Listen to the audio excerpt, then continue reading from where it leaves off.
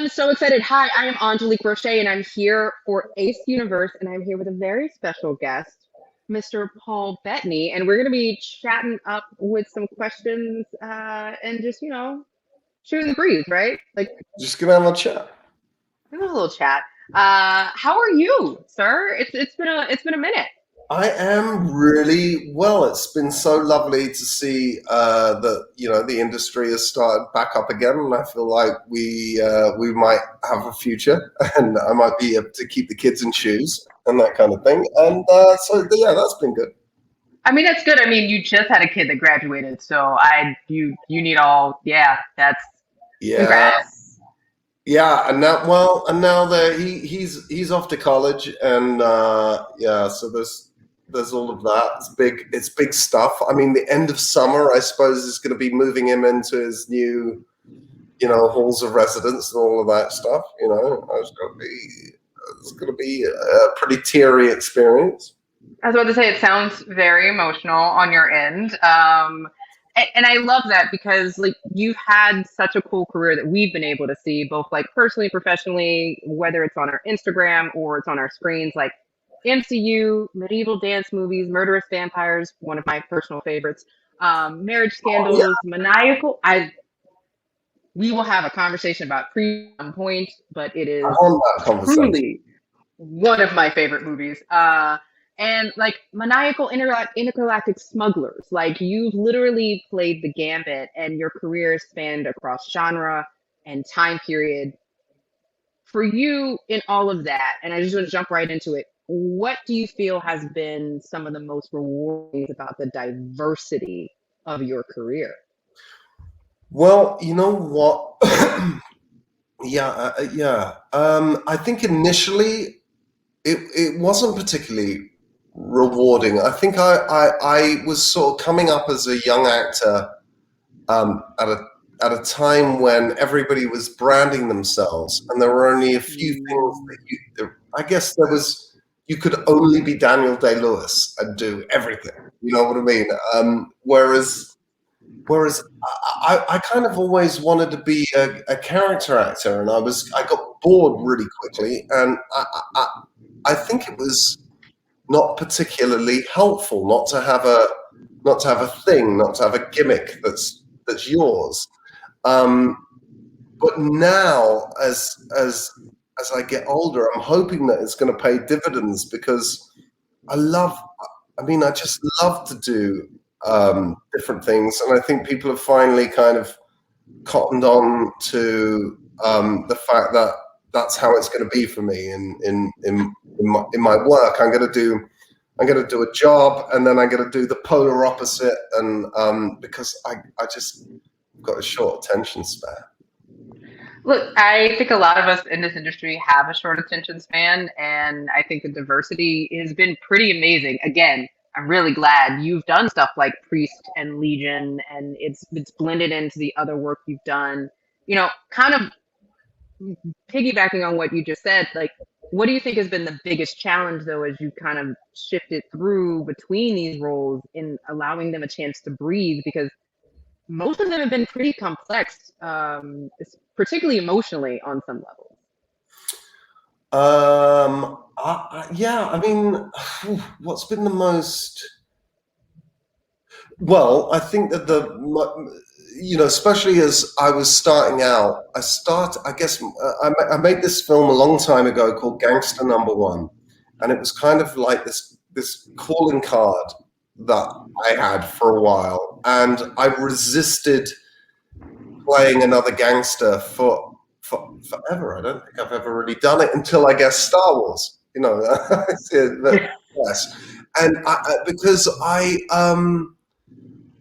because everybody had decided. I mean that was going to be my thing, and I really didn't want that to only be my thing. And I think that choosing not to work is really hard. So if you're only getting offered one thing, and you're like, I think I could do more, and I'm gonna hold out for another job. I think that was the hardest thing, is to say no to stuff Yeah. that you because you feel like I'm going to get pigeonholed into this one type of thing.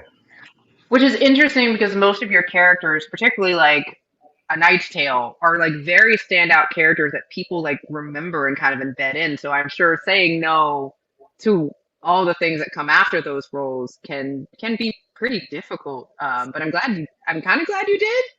If that makes Well, sense. I really, I love A Knight's Tale is something that I didn't really revisit that kind of humor, I guess, until WandaVision, and I realized how much I'd missed it. It'd been 20 years or something like that. I don't know. Something. Yeah, I did. I personally did see a lot of that kind of lead through, and that's a perfect segue because I was like, okay, because folks out there watching right now are gonna be like, so ask about WandaVision. All right, so last time we saw each other, it was hours before the premiere. You could literally tell me nothing. You were very good at telling us just a little bit of stuff and keeping things under wraps.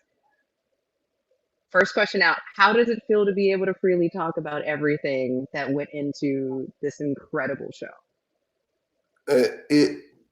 It's great. I mean, it's a frustrating process, but one I really understand and really believe in. I think that Marvel, Kevin Feige, Louis D'Esposito, they all have a very, they have a strict don't talk about it policy, which I really can get behind. I come from a family. My dad was an actor. My mom was a singer, and my mom and dad always had this thing like you never show people your costumes before the curtain goes up, and like you don't show people how the magic trick is done. And so I love that about Marvel, that they're so that they really hold on to their secrets, and so it can be really enjoyable for the fans. But yes, it is frustrating, and now it does feel a relief to be able to discuss it. I love it. And so I the fan reactions have been pretty incredible. I know we were even talking about folks who were going to the actual trailer and like already cosplaying and already putting together their costumes because they were so excited about this. Have any of the fan reactions surprised you? And also, were you ready for Vision to hit the top of folks' hottest superheroes list? Because there is a very strong love for Vision out there now. Really? That I don't. Yes, there are a lot of people out there right now who are agreeing with me about how like suddenly it was like, oh, Vision. I'm blushing. I'm blushing. I loved I loved lots of it. I loved, and I was also I loved lots of it. It was very fun.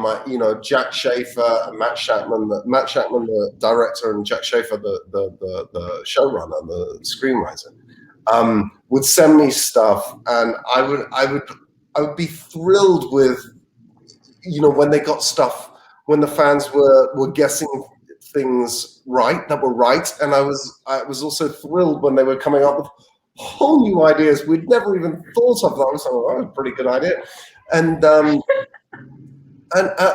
but also it was really interesting to see the people that would get.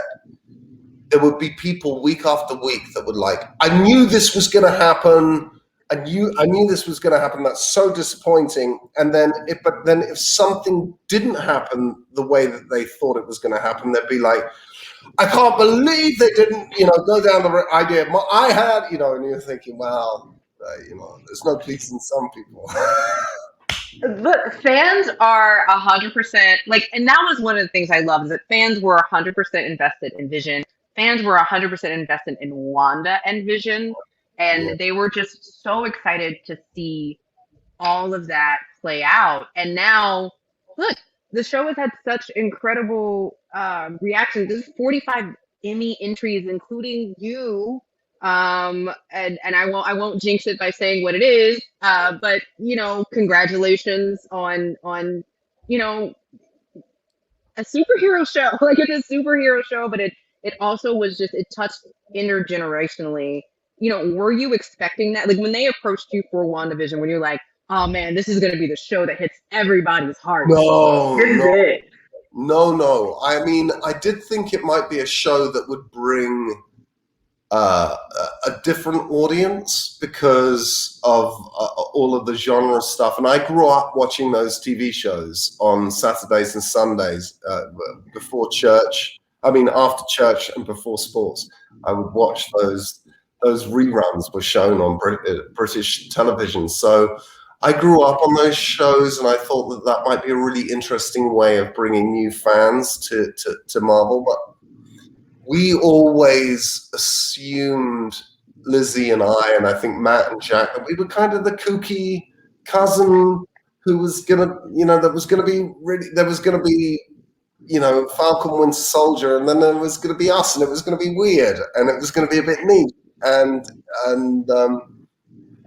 you realize how many weird people there are out there, and it's lovely. We're all a bit weird. And so, yeah, it was fun. This is a perfect way to describe it. We are all a bit weird. Now, here's the other thing. A lot of fans have been asking this question, so I had to kind of weave it in.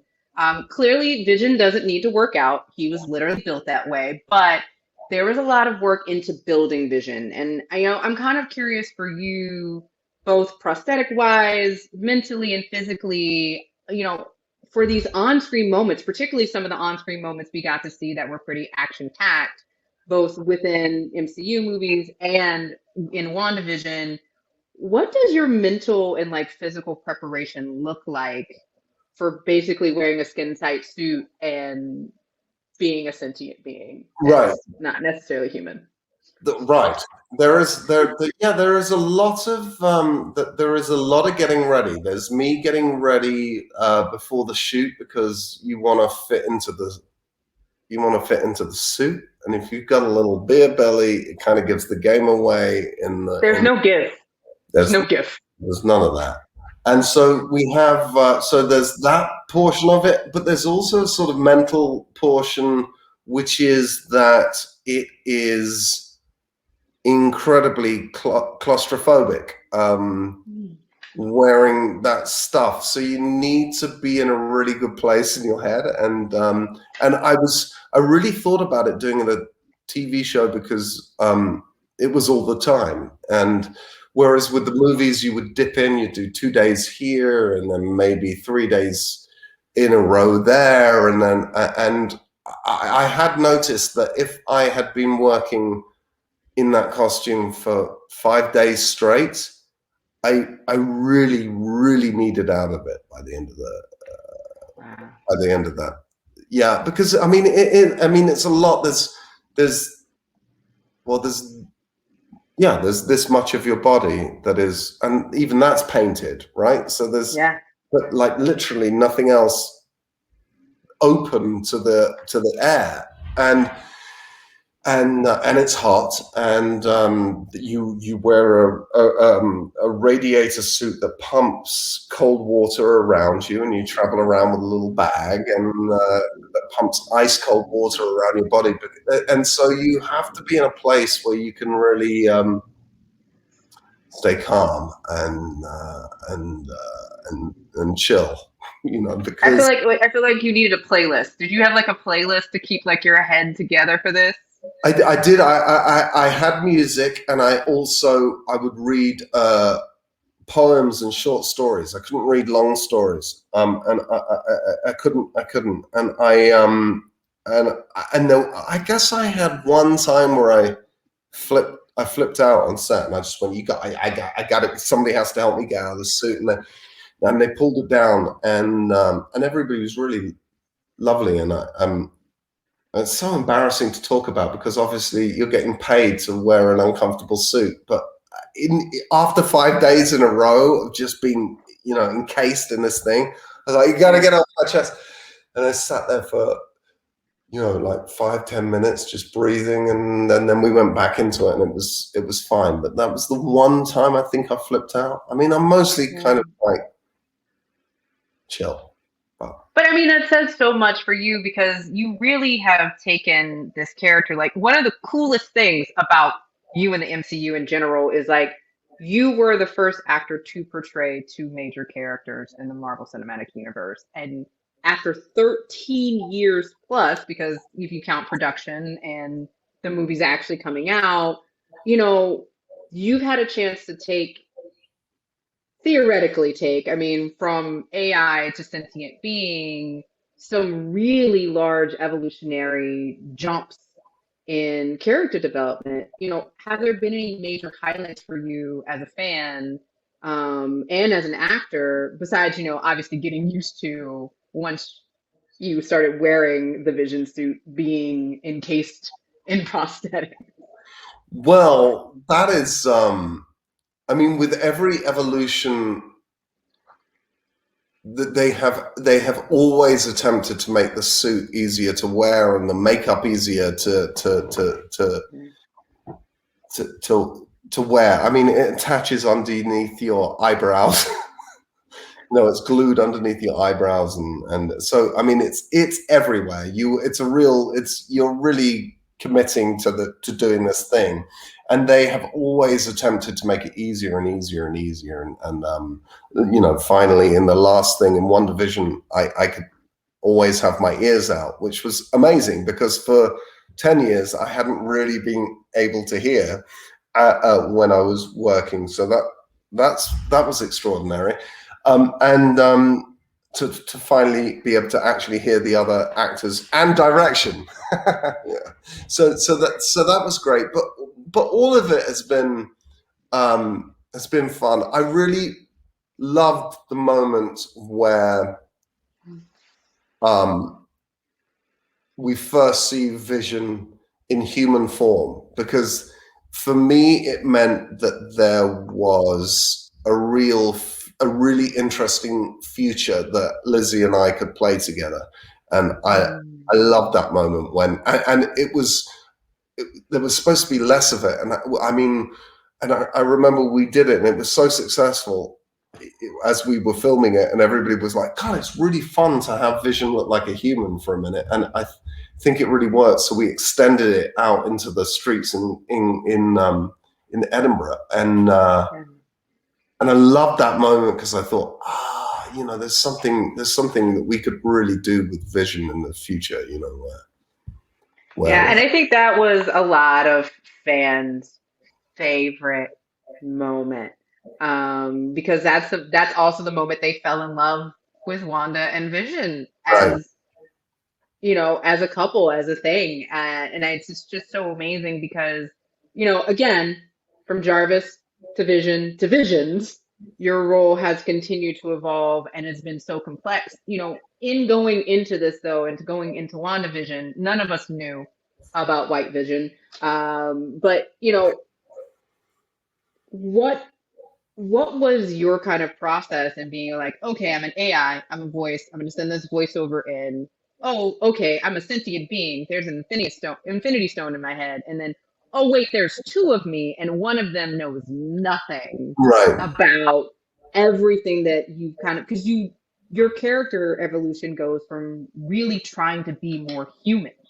And I think that's one of the great things about WandaVision is we see this human fumbling side of Vision we haven't had before. And then you have to play these dual tracks. Kind of what was the preparation for you? And like, did you go into any of your past roles or experiences to kind of bring these characters to life? That's a really good question. I think I'm not sure about going into my past roles. I think that I thought a lot about other stories involving beings that wanted to become something else, and which is pretty I mean, it's pretty transformative. So the one that I landed on, which is I guess the most classic, is Pinocchio. And it was really instructive. Pinocchio, I'm a real boy now, because we were looking. we were looking at how to make the ending, which is very sad, of Red Vision saying goodbye to Wanda in WandaVision, being somehow, we of course it's sad, but we also wanted it to feel somehow triumphant. And I was thinking about that. There's that amazing frame of Vision where he's crying, and it's even an android can cry, I believe is what the words are. And Kevin was saying, I'm not sure the scene works as it had been written, and Jack Schaefer came to me and she said, what do you think? And I went, I think the scene works, but I wonder what Kevin feels that he's missing. And then we were thinking about it for a while. I went, what if Vision cries and we pay that off, and also we understand that Vision's a real boy now, and which is the grand moment of Pinocchio, and so it was really instructive thinking about those great classic stories. I love that. Okay, so this is the time that all of the fans who are watching right now are excited for. We are going to get to fan questions. Are you game? You ready? I'm in. All right. So the first question, which I had to ask, I had to bring it up. At Julian Hillard says, I'm curious, how difficult was Julian to work with? He was hugely difficult to work with. It was a nightmare. I'm very worried about his future. No, he was he was delightful, and he's a wonderful young actor who I think has an amazing career ahead of him. My favorite moment was with Lizzie, and he's just so invested the whole time, and he so wants to do good work. And and yet he is young and doesn't understand how cameras work, so he's always on. And we did this take, and he went, oh my God, that was the best take I've done so far. And I was like, oh, it's so sweet, because the camera wasn't on him, it was on Lizzie. And he was like, God, that was the best take I've done. And it was so sweet and pure, and he is sweet and pure. Oh, I love it. That makes me so happy. Also, just a delight. Even though I know his parents run his Twitter, it's just a delight on Twitter. He's human. At Bruce's Vision, what character that you played, which you say you relate to the most, is most like you? Wow, there is a gambit of characters to pull from. That's a question that I don't want to answer, and I'll tell you why. No, because I don't want to answer it because, and I'll explain why. Because a long time ago, I wanted to be a singer-songwriter. I wanted to be a guitar player. I play guitar, and I wanted to sing songs. And then I realized I hated singing my songs in front of people. I didn't mind singing other people's songs in front of people, but I hated singing my own songs in front of people because I found it too revealing. And I love John Lennon for writing Mother, I Had You, You Had Me, but I Never Had You.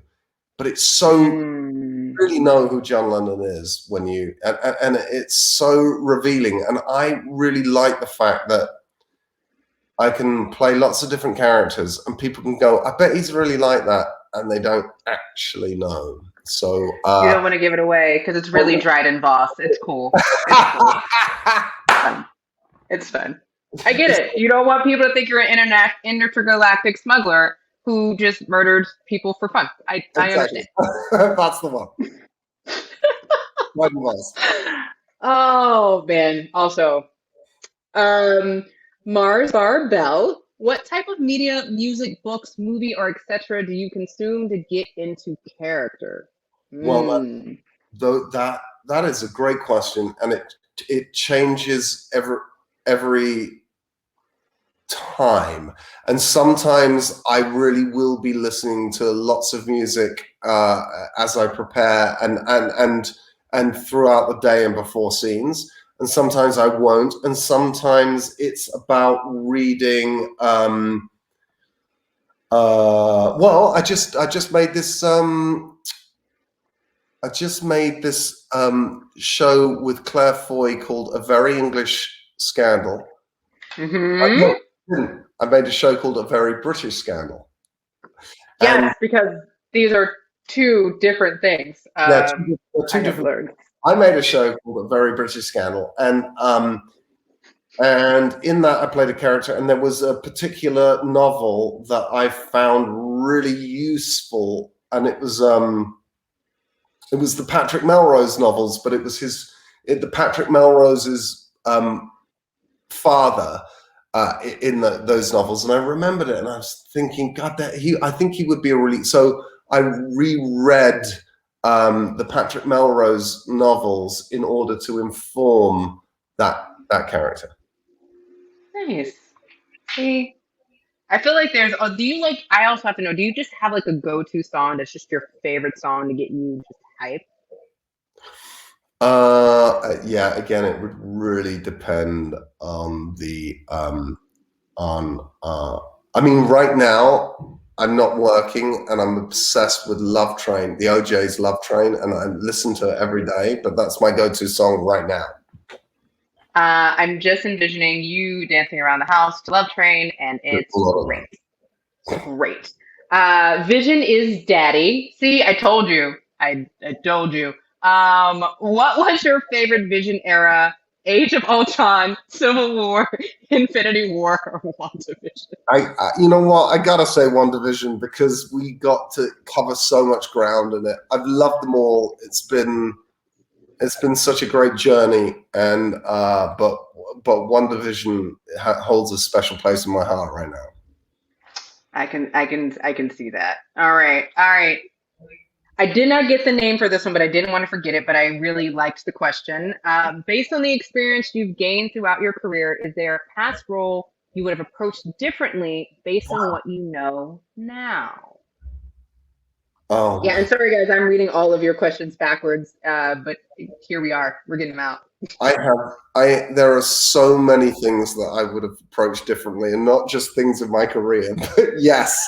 So the answer is yes. As you get older, you do you do think about that, but you probably shouldn't because it's kind of done and it's over and it happened and you learn things. But I do think it has made me more fastidious in my work as I get older. Awesome. Great All right, question. such a right. The fans are very invested. Natusha, what was your favorite WandaVision decade? By the way, love you tons. Smiley face. Oh, Natusha, thank you. Love you too. And my favorite, there were so many different things from different decades that I loved. I loved my weird hair in the 80s. I loved it. Um, I, I also I also really loved Magic in the 60s. Magic show, but if I'm honest, it was the 70s episode. I just loved it. I loved everything about our. Really? I loved it. Yeah, I loved it. I will Yeah. have to say, no one asked me. My personal favorite was all of the homage to I Love Lucy.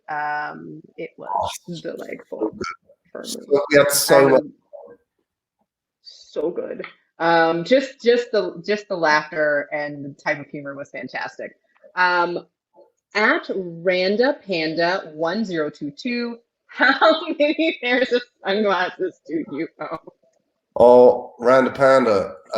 It's an embarrassing number.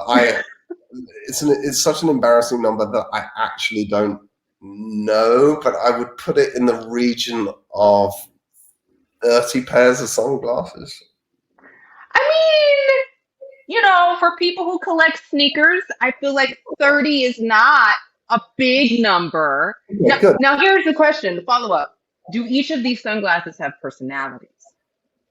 Oh yes, they do, and they also the problem with my sunglasses is I'm for somebody who plays a character called the Vision, I really can't see without glasses, so I have to then have the lenses replaced and with my prescription in them.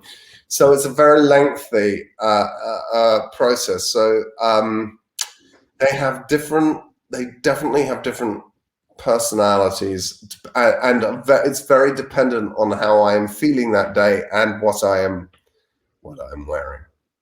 I mean, if you're gonna have 30 pairs of sunglasses, you should coordinate. I feel like that just makes sense to me. And a lot of them are very old sunglasses that you can't get anymore, that Ooh.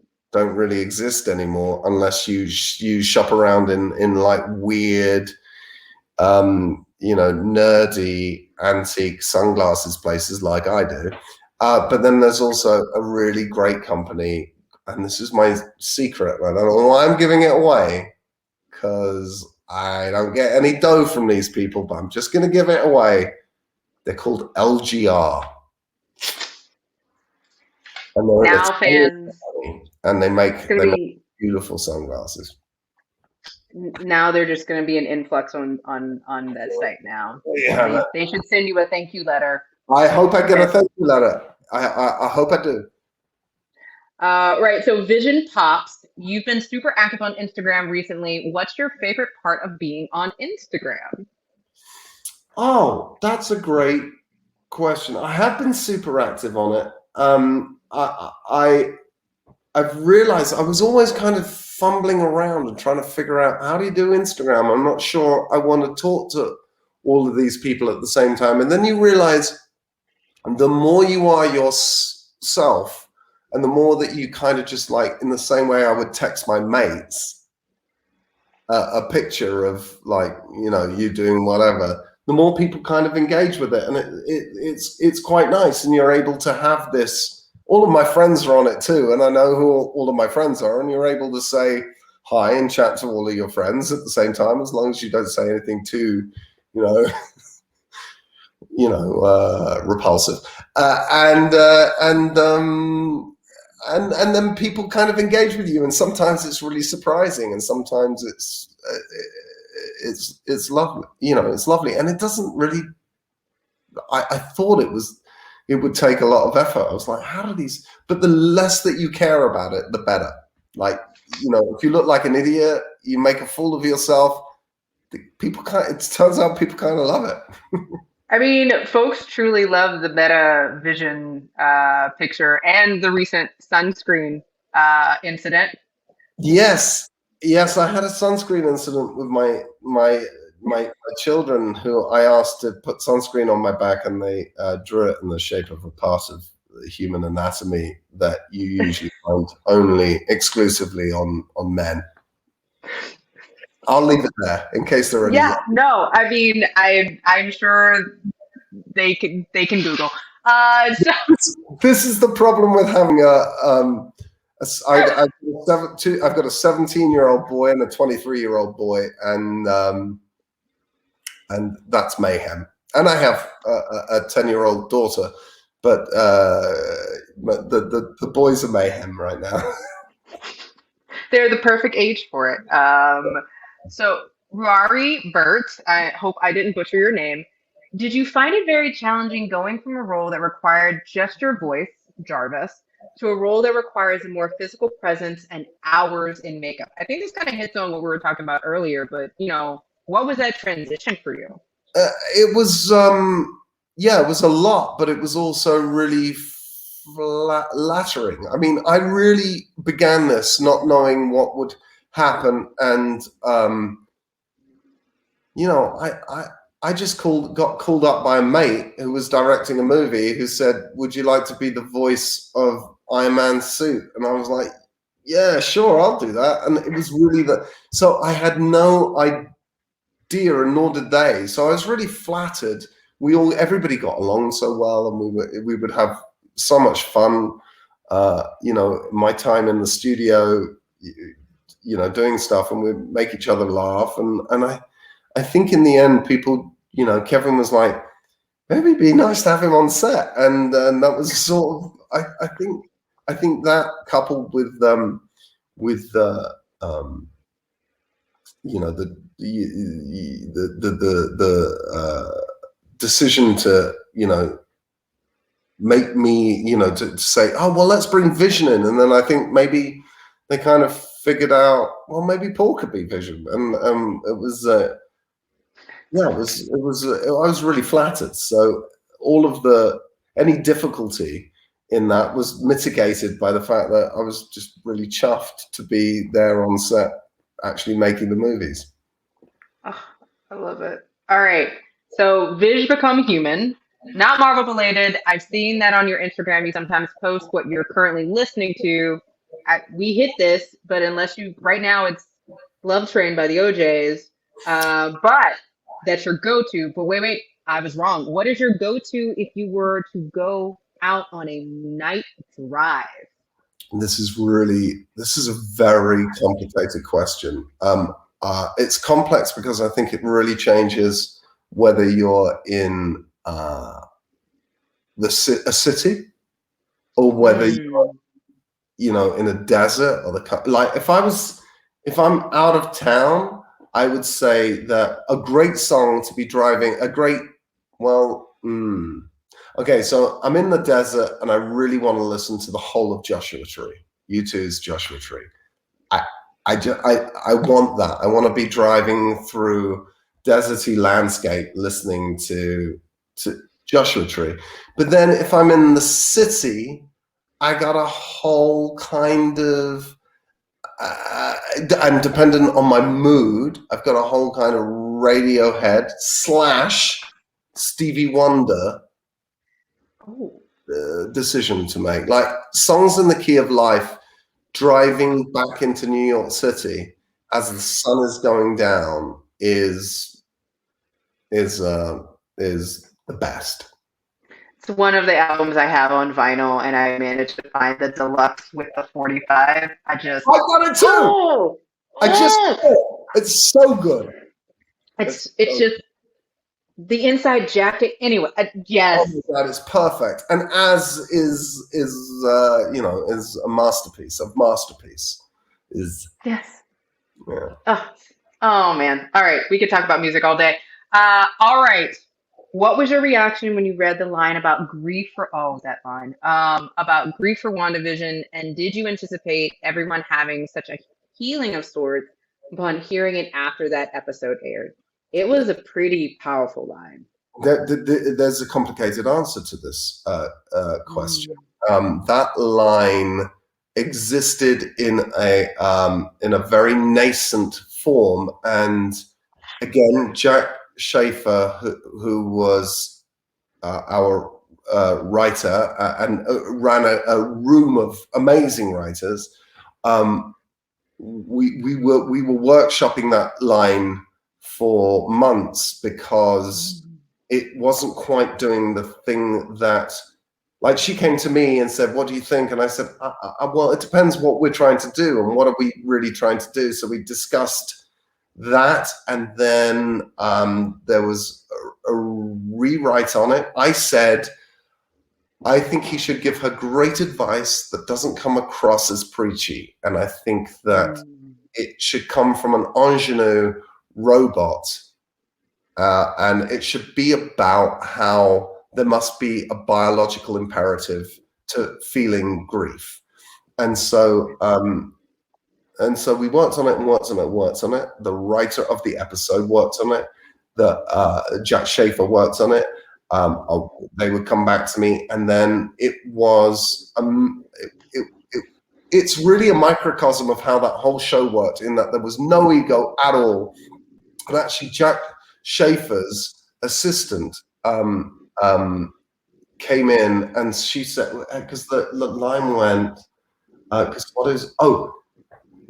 Jack Schaefer's assistant walked in with the coffees, and she went, persevering, and we all went, persevering, and then we knew we had it. And I did think it was going. I didn't know it was going to have the sort of be as resonant as it was for people, but I did think when I heard the line, when Jack came, she was really excited, and she came to me with the line, and I was like, "Oh my god, it's perfect." And we're there. We need look no further. I did know it was a good line. I didn't know it was going to be as resonant, but I will say part of what makes it really resonant is the fact that it plays on Lizzie. You know, I mean, the editor plays it. The whole line is played on Lizzie, and it's her reaction to hearing that line that I think makes it so moving for people, because you're Lizzie at that point, you know.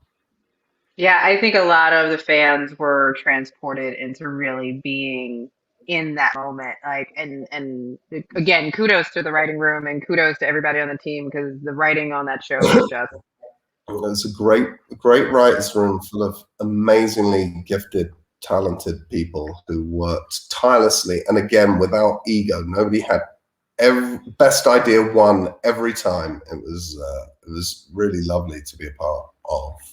I love it. And we got to hear you sing. So I mean at that point in time, we had everything we needed. A couple fans did ask if we were gonna hear you sing again. Oh my gosh, I wouldn't say no to a musical. That would be lovely. Oh. I'd love that. Oh. All right, so our last fan question.